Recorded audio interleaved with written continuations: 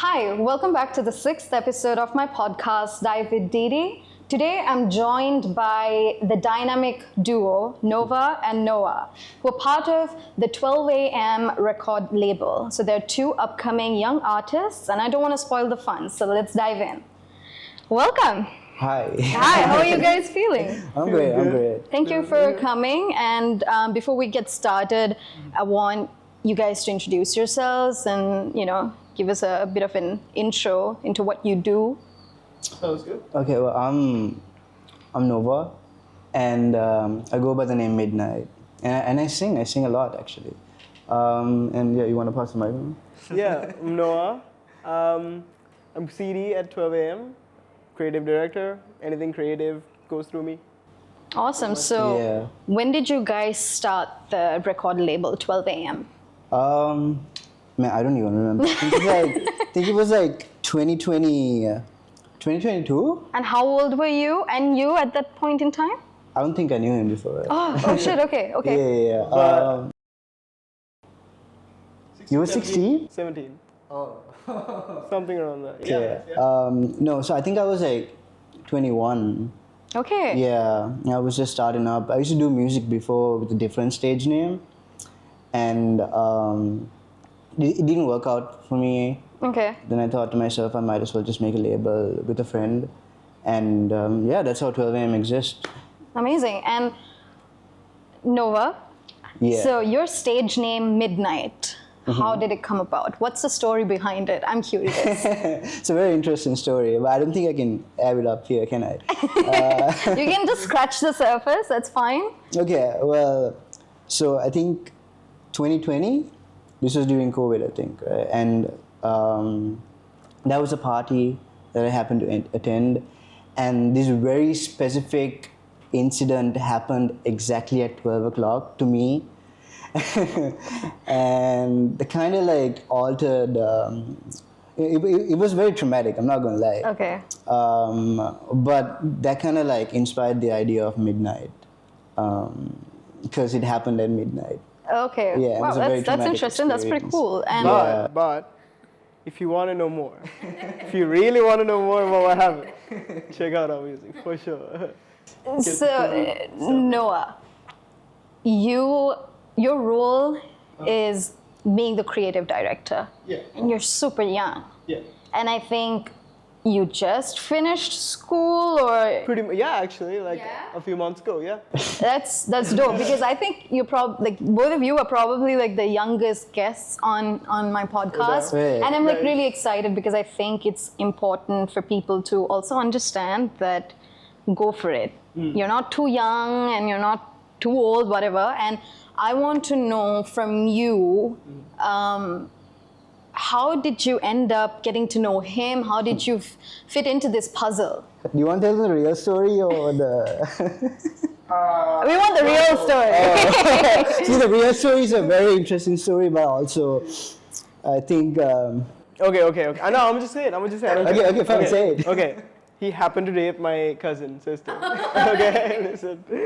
And we met, and I mean, I didn't really like mess with him at first, but I mean, it was enough. But then at the end of the day, he was like, I happen to do music, and I was like, yo, cool. But he was like, he invited me to a studio session that he was going to the week after.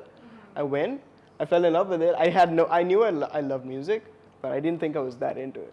But I found out. And How did you manage, sorry to cut you off there, how did you manage school and also being a creative director to someone you met like just recently? Like, how did you manage those both? Because it's like... Yeah, so I did both. I couldn't do either at 100%. That's just how it is. But I did my best at both, and I was able to get through school, and now, it's like, I get to do this. At the end of the day, it just came down to a little bit of scheduling and some good luck and some will, I guess. Okay, that's It dope. was really hard while I was in school. I can imagine. Yeah, 'cause 'cause, like- the dude's gone for like 8 hours. I know, because like, I would have a shoot like the day before he has school, and it would be very frustrating to work with these videographers and all that because I had no idea how to communicate with them. And yeah, it was like I blame it on him, but like I also couldn't blame it on him. So So back to you, Nova. Yeah. Your music. From what I know and the conversations we've had, it's inspired by incidents that have taken place in your life. Yeah. You draw inspiration from things that you've been through, and I want to know what kind of challenges you faced in this industry, being a very young artist and not really knowing how to go about this whole thing. And did you get the kind of support you were hoping for? And you're also catering to a very niche audience. It's not the mass market. Exactly, yeah. Well, first of all, it's not easy. Yeah. It never is easy to do something like this. To make it your job, it's the hardest thing. And especially when you start. When I started, it was 2018 as an artist. And even that the very first time I started, I had no connection whatsoever. I just started releasing. Eventually, with time, I got my very first manager, and from there, like I started building connections. But then working in an industry like this, it's so many hustlers, right? Yeah. You meet them every day, and sometimes there are days where they screw you up. And my very first manager was one of those people. So for me and I almost did get scammed. So it was You almost got scammed? Yeah, How from my so? very first manager. Like, it was something to do with promotion-wise and all that. When I first released my song Over the Blues, he bought me a specific bill, be my manager, and turns out they weren't really accurate. What the company that promised us these promotions, they weren't really accurate, but thank God I didn't invest anything. But eventually, this is just a story I'm about to tell you. The manager who was my manager also happened to be a manager for a couple of famous artists, and he's been hustling all of us. Eventually he had to stop, but then these are the kind of people you meet in the industry every day. Yeah. It's never an honest industry, and especially for me who's in the English music industry in Sri Lanka, it's so very hard because you're trying to get into a market that doesn't exist. Right now, 2025, it kind of does, but it's a fetus. But like back in 2020, when I tried putting out music, and when it came to Over the Blues, if you check out my music video Over the Blues, I only had like 9,000 views. But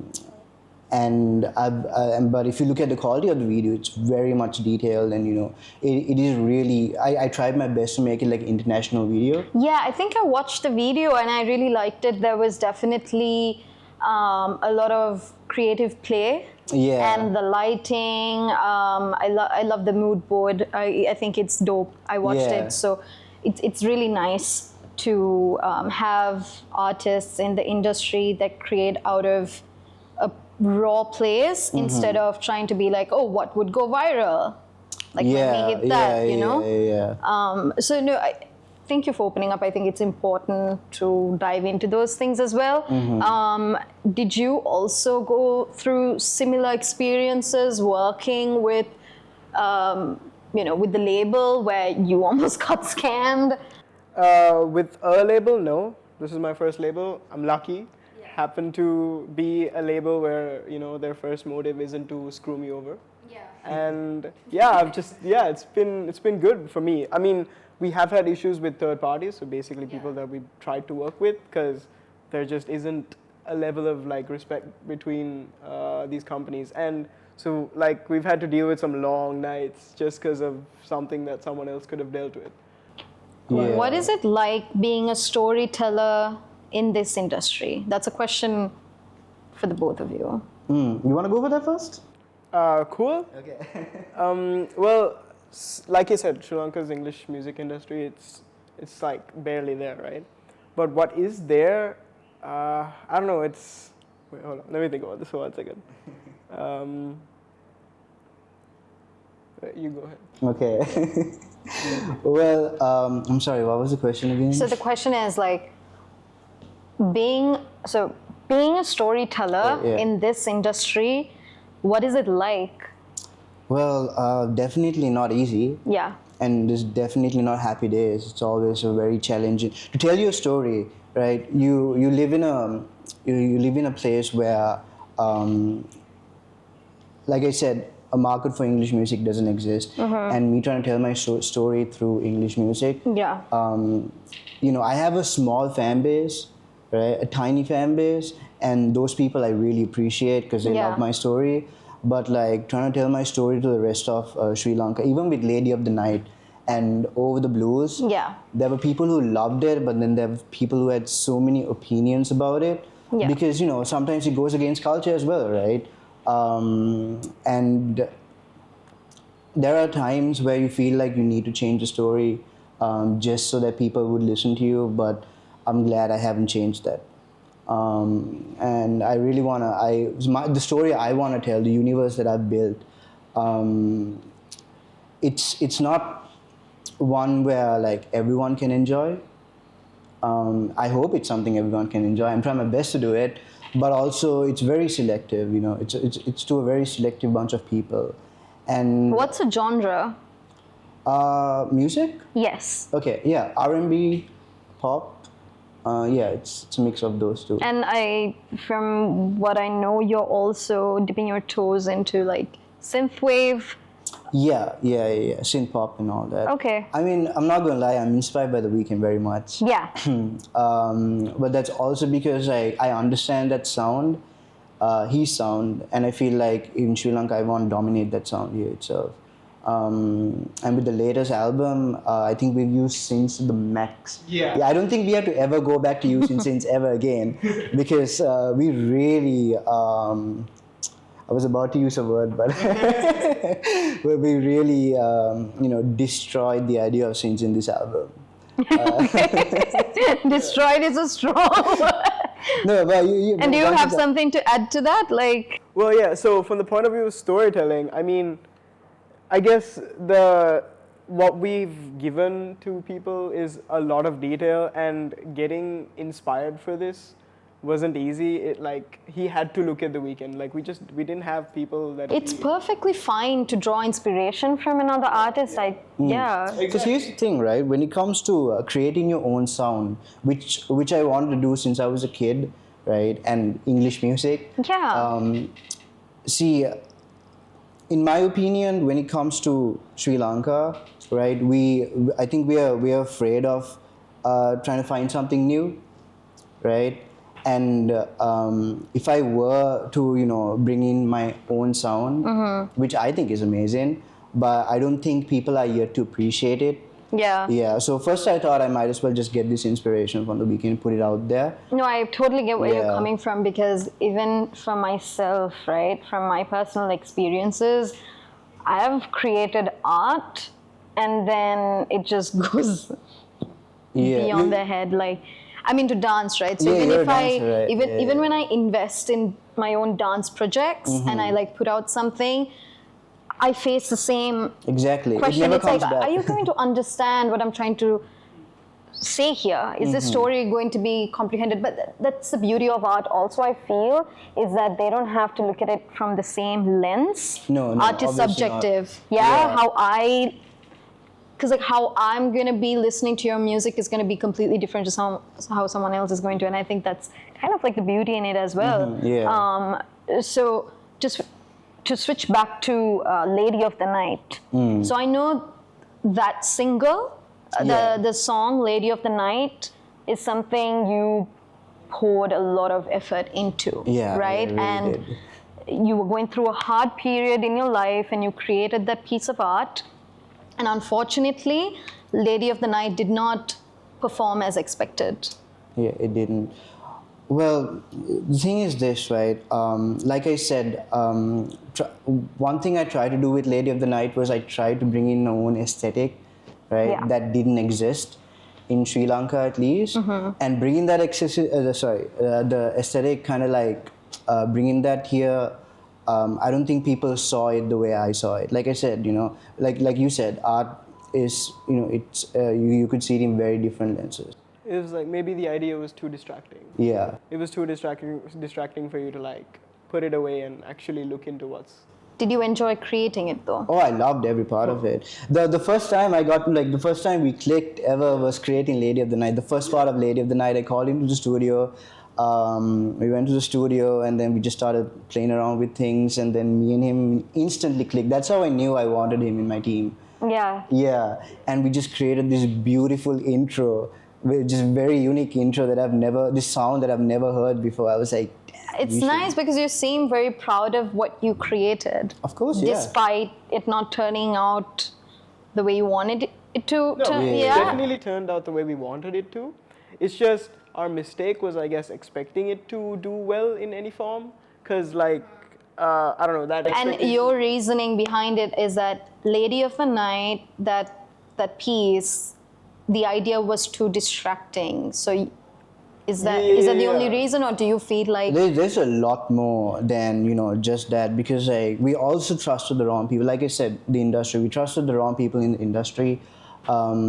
They were supposed to, so they were a distributing company, and they were supposed to basically, we did agree on promoting this song. They also promised us to, provide international views as well.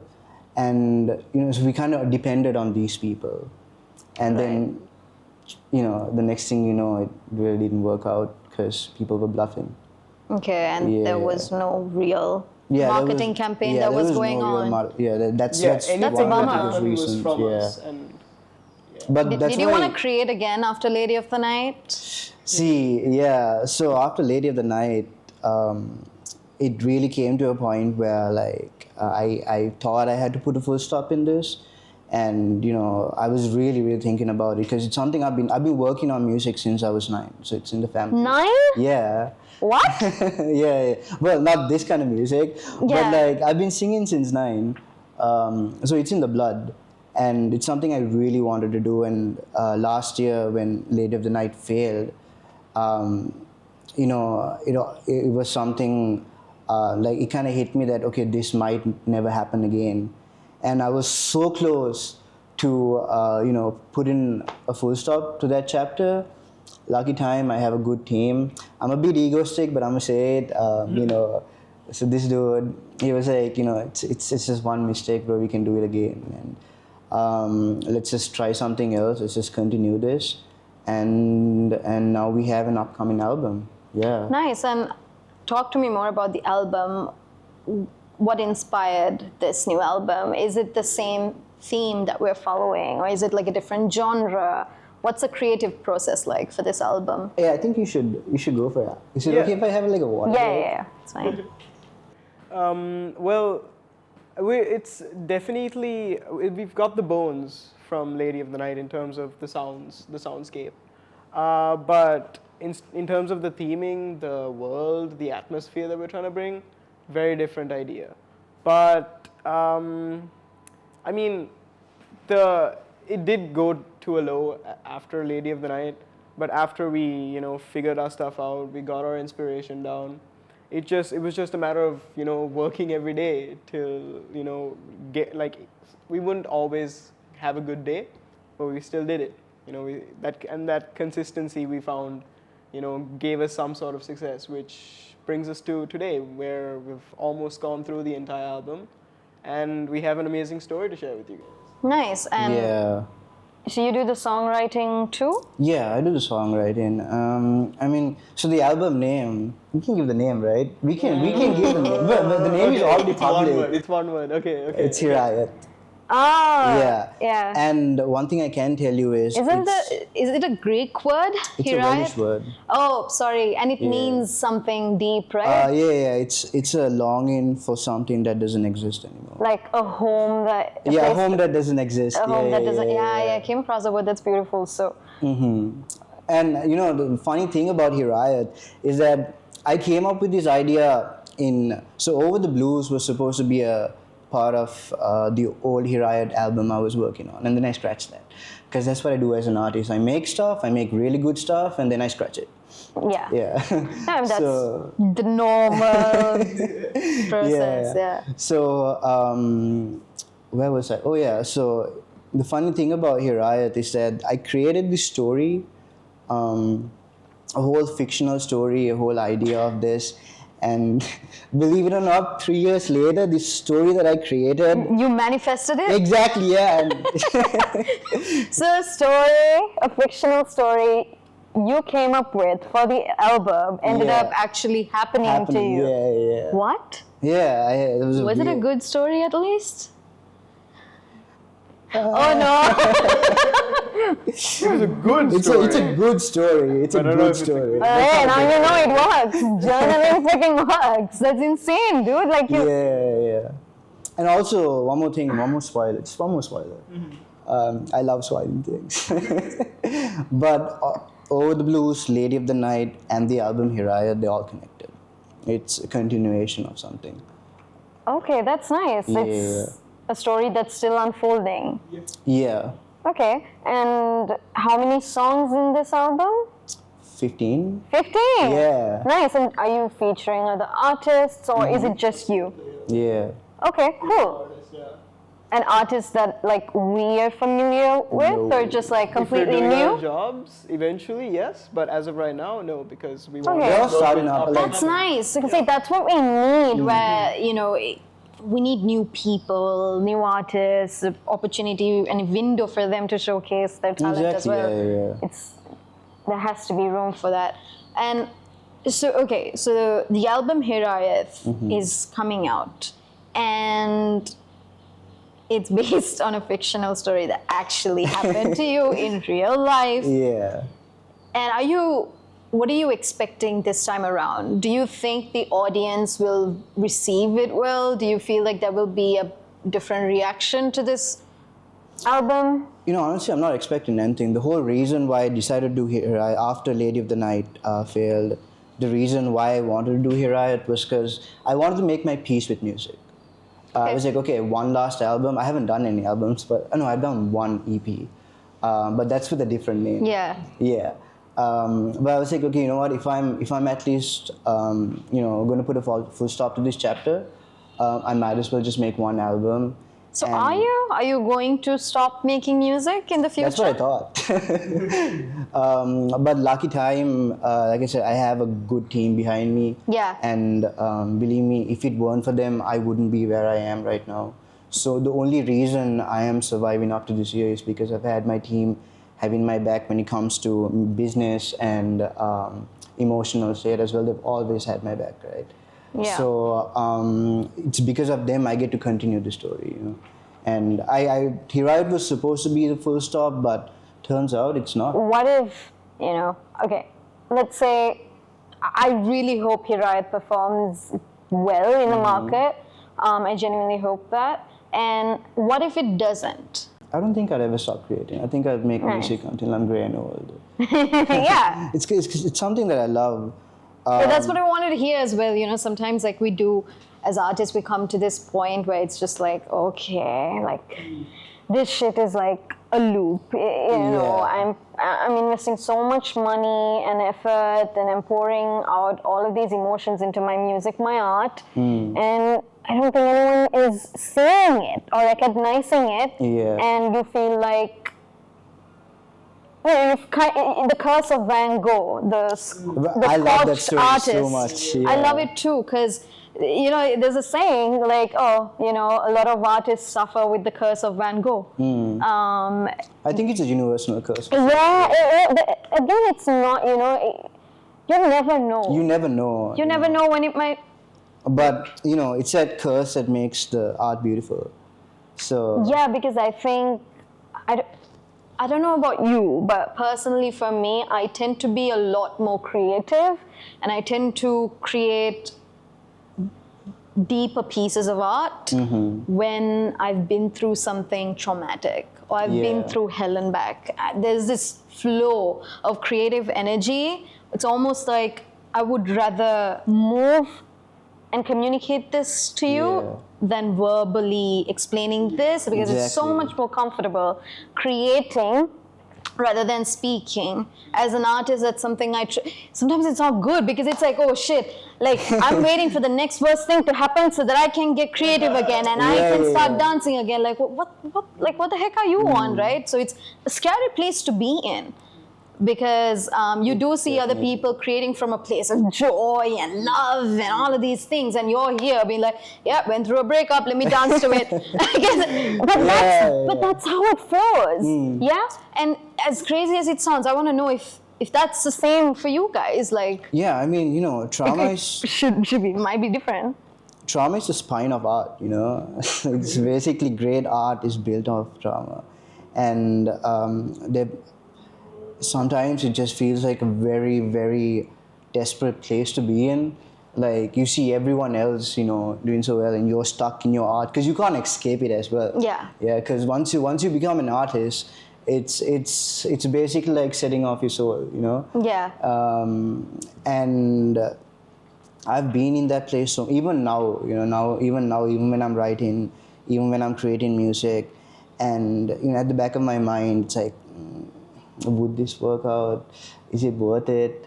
Because like, you know, to be an artist, meaning you had to put yourself in a very, very emotional state to create this music. Yeah, because I think you're also creating from a place of vulnerability. Yeah. And I mean, you know, The Weeknd said it best, you know. I think what he said was the music industry, it thrives on your depression, and for you to make a hit song, it has to be a really sad song, and for it to be really sad, you have to be really sad. So, but I think you get used to it. Yeah, you do. And have you ever created from a place of, I would say, a lighter emotion rather than something sad? So yeah, there's the thing about Hirayat. Oh no, I shouldn't spoil it. I almost did. It's like, about time you shut up. That's the problem with me. I don't think my label will be happy. That's fine. We don't have to. But I think I just wanted to know if you also create from a place of joy and a place that's not so dark and murky. Definitely, for sure. Like I said, Hirayat, I think I could say it's a battle between darkness and light.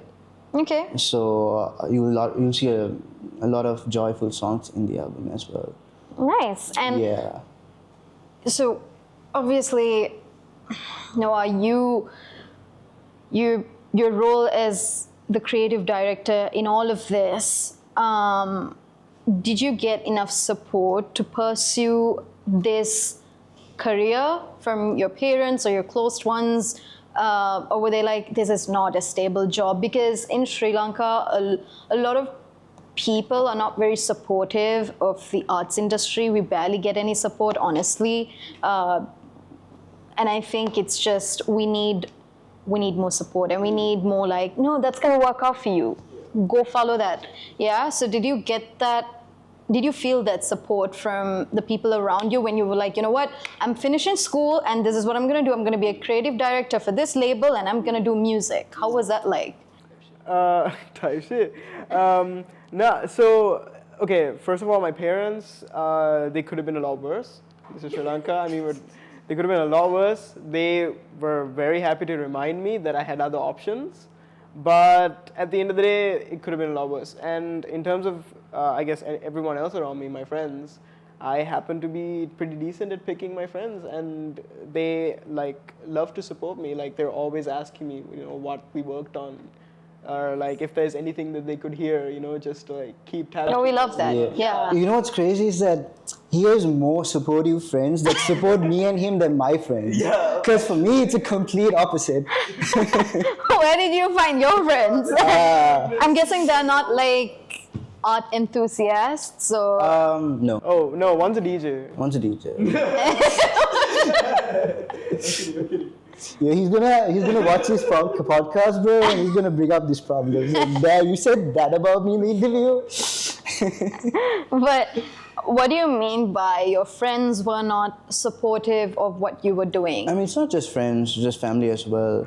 You know, at one time, when you start this, it's you get all the support you want, but eventually, when things get harder, the more you grow. I'm 24, and I feel like my life is changing, and like everyone sees that, and even to friends, family, and that support. When they don't see growth in that support obviously decreases. That is true. When they don't see the views coming in, the comments, the likes, it's like, oh, dude, quit it. And it's. I think I've gotten used to it, but at the end of the day, it's my job, and I'm glad that I get to express myself and I get to sing and tell my story, and that's my job, and no one can have that job. It's not everyone who can do what I can do. Yeah. Yeah. And do what you love on the daily. That's a blessing. You could do what you want to, but there's always an opportunity cost, though. Yeah, because I've had like him. Yeah. I think we both have had really good opportunities to leave this label, to leave this music industry, and make good money. But I think we're very committed to the art we want to say. That's where my loyalty is. And why do you think so? Why pick art, and why not pick something stable? Why not pick a better opportunity? Why stick to creating art that might or might not turn out to be successful?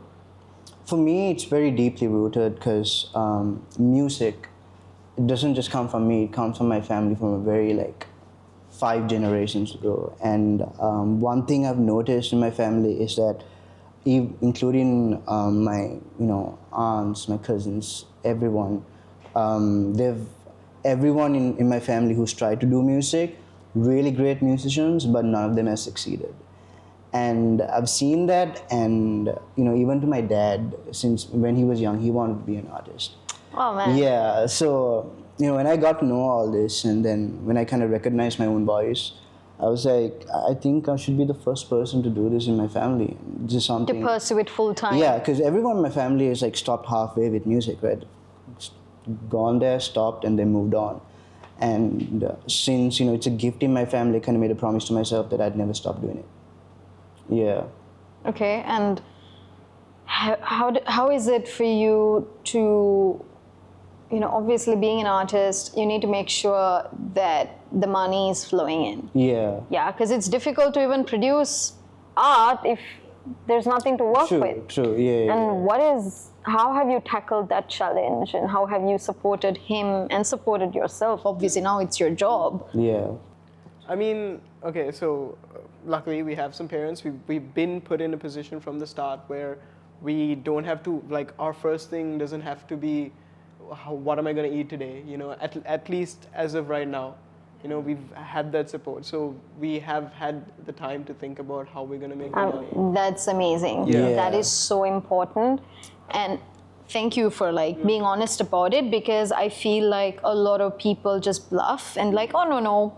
We earn from our art. Not the first few years. You're not. Yeah. So where are you gonna buy your food from? The bills? How are you doing this and that? And I think that's why it's important to have that foundation clearly that your parents have laid, and you're building on top of that, and you have this opportunity to do what you love because you have that system. Yeah. Might not be the support that you want fully, but it's still so much, Yeah. Because I wouldn't be doing this if it weren't for family. Because imagine you having to pay the bills, do what you love, because sometimes doing what you love is not going to pay your bills. Especially, okay, if I was a scientist and I was into science, I'd be doing what I love and also paying the bills. In that way, we have a lot less support because I cannot just join a uni for nothing to learn art, right? It usually costs a lot, especially to learn art in Sri Lanka. And so therefore we've had to learn everything straight up through trial and error. We haven't had a lot of people to look up to either. So yeah, I guess. No, but that's great. And I love that for you guys, because personally for me, the opportunity cost was I don't have the necessary support, so I have to do a job. Exactly. Yeah. And I have to earn that bread, yeah? And then the choice of being an artist. And it's like, shoot, what do I choose? And then a lot of us, what we end up doing is that we pick the job. Sometimes it's a good job you enjoy, but that job is the only source of income that's going to help us to follow art. I'm Yeah. only able to afford a dance class because I'm doing a job. If I made the choice to just pursue art full time, I'm screwed, dude. But that's what happened to like so many artists, and Yeah. even to me, I was doing a job and I was making good money to support myself. But like I think it happens to everyone. You get into a job trying to sponsor your art, but then Yeah. your job takes so much time that you forget Takes your the art. energy from you Yeah. and like, And I had to make an important choice. It was a huge choice that I had to I make. bet, yeah. Yeah, it was either this job, because my job was I was into sales, and it was from 3 p.m. to 12 p.m. Sales is tough. It can be But draining. I love it. You love it? Yeah, Nice. I love it. But like, and so because of that time period, I would never have the opportunity to go to a studio to meet people, to get things done. So I didn't have the time for music. And it was like, Yeah. it was one day I just sat down and I was like, it's this or that. And I kind of I picked music, and that really I'm changed my glad, life. and I don't think you should ever put like a full stop to what you're doing because it's great. Like I Yeah. love to see art prosper, and I want more people to pick art. Yeah. For the ones that couldn't, So that's great. And I think another thing I just want to dive into is also your music, your art. Do you think the childhood experiences that you faced also kind of trickle down to the art? It's a big influence. Yeah. Yeah. Because I feel like more people don't talk about it. I feel like a lot of the things that we go through as like in early childhood sometimes end up being the root of our art. Exactly, yeah. For me, everything where my inspiration comes from started off in my childhood, where I was going through this. Even I didn't know this, but only this year, the beginning of this year, like I kind of figured out that this is what happened to me as a child, and that's why I am the way I am. That's why I'm so committed to my art. And when I discovered that, I was like, yeah, it's a huge inspiration. That's your release. Yeah, but it's definitely a childhood trauma that inspires my art. No, I mean it could be something good or bad, and I Yeah. think that's nice. And where do you see your? This sounds like a job interview question. I'm sorry, but like, where do you see yourself? In 5 years? Not. I wouldn't want to say 5 years. I would say, where do you see yourself after releasing Hirayat, the album? What does it look like for you? What does the future look like for you? Well, it looks bright for me. I love the confidence. It's like, yep, it's bright. It's all right. It's good. It's good. I think I hit the mic. My bad. No, that's fine. But yeah, wait, I'm sorry. What was the question? No, it's again? like- I'm dyslexic. That's fine. So, what do you like? Okay, Oh, yeah, you're after gonna the release the album album. Hirayat, then where do you see yourself like after the album release? So, you really want to tell them? Okay, no, let's tell them. Okay, let's share it, right? Like, See, I'm not just an artist. I'm also in the music business, and I'm also a manager. Since recently, I didn't have a choice, right? There were so I many. didn't seem too happy about it since recently. No, this is the thing, right? There's so many managers out there to like hustle you, and like I was like, I'm gonna do one. Screw everyone else. I'm just gonna be. that's not why I became a manager. But like the whole idea was that so that the same thing doesn't happen to anyone else. But give someone else a chance that he was robbed of. yeah, but I am in the music business, and I also am working with a couple other artists, other bands. So I definitely will be balling in the music industry, whether it's an artist or not. But I will be making music, and also have I like how every word you're just like, we also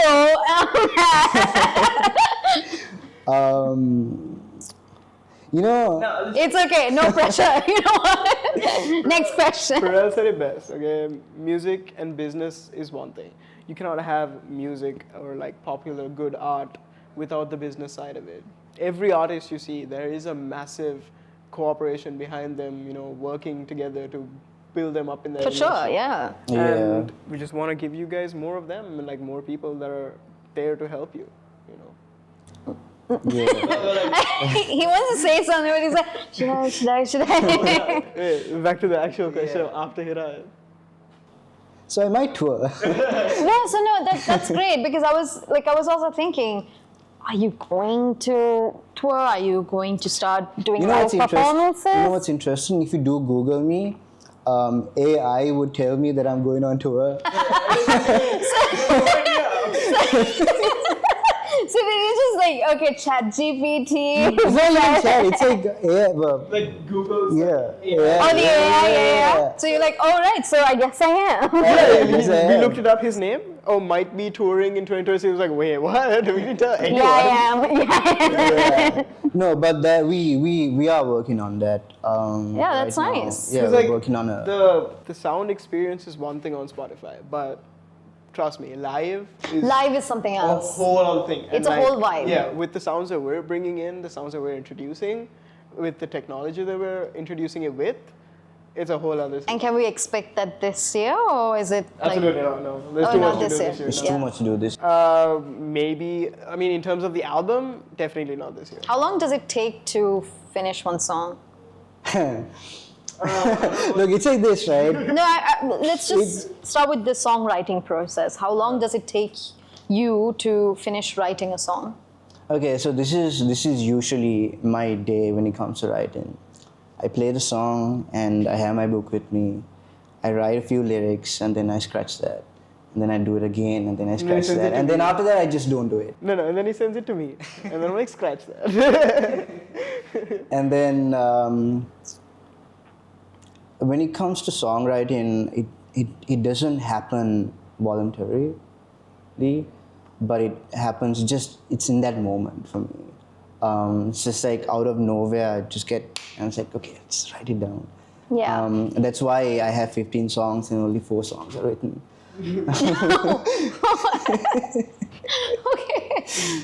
Okay, so that's interesting. I felt like I got a good glimpse Yeah. of what's to come. So as we are closing in on the conversation of everything, a question I tend to ask all of my guests on the podcast is, what's that one conversation, or it could be a quote or a conversation that changed your life or your perspective on life, that altered everything for you? Well, this is a very interesting one. I was talking about this with Noah as well. And I was kind of figuring out, and I kind of wanted to say, there was this one time, I think I was only 13, and there was a bunch of people, and this is when I started playing the guitar, so I wanted to flex so badly. So yeah, I took the guitar, and then I tried to get everyone's attention. They were all elder to me, so they didn't care much. And I didn't get that attention. I was kind of bummed out about it. And then my dad came up to me and he was like, look, if you're going to sing for others, you might as well not sing at all. Because if you're going to do music, you do it for yourself. And that's what I've been doing for the past, how much is it? Since 9? Yeah, since probably like 15. I don't know. Math's not working right now. But yeah, since then, that's what I've been doing. I've been doing, even when it comes to art, something that I want to say and do it for myself. Because at the end of the day, when I look at what I've built, for me, it's a legacy that I've created it for my family. And, I'll keep doing I'll keep doing it for myself. I love it. And do you have a conversation that sort of, altered your life, or you feel like? Many conversations. Just taken little bits of it piece together what made most sense to me. Yeah. And I guess I'm very analytical in that way. And yeah, just like my last few years of school, I was just trying to decide, like what do I want to do? And I thought about it and meditated on it and did like, and yeah, it's just this makes the most sense, and I'm super happy to do it. Nice. So it feels like you guys are doing what you're meant to be doing, and Yeah. I love It's it. definitely not, rainbows. And Unicorns. Yeah, no, it's definitely. I really wish it was. It'd be a really funny verse, but it's the beginning. There's so much to discover, and. But that's what makes the win sweeter. Exactly. Yeah, and just the first chapter. Yeah. I feel like going forward, I have a lot more to say. It's just one book that I've written with Over the Blue, so Lady of the Night, and Here I. This is just one book, and there's so much to discover, and I'm going to keep doing exactly that. I'm going to keep telling my story regardless, and I think that's what being an artist is. No matter. 100%. Yeah, it's for you. It's for you. creating your legacy for yourself. I love it. Back at it. You're happy about it. Yeah, creating art for you and not anyone else. That's a place to start. Yeah. I love it, guys. Thank you so much for coming. I appreciate thank it. you. No, I love the fact that we got to see more of who Noah and Nova. This dynamic, and I feel like there's a Just long way to go. one more. I am But yeah. emo. It's just I didn't have a choice. I want to. I know, but the whole time he was talking, I could see like the hair. I was like, can he see me? Thank you so much, and best of luck with everything. Rooting for you. For sure. Thank you Thank so you. much for having us.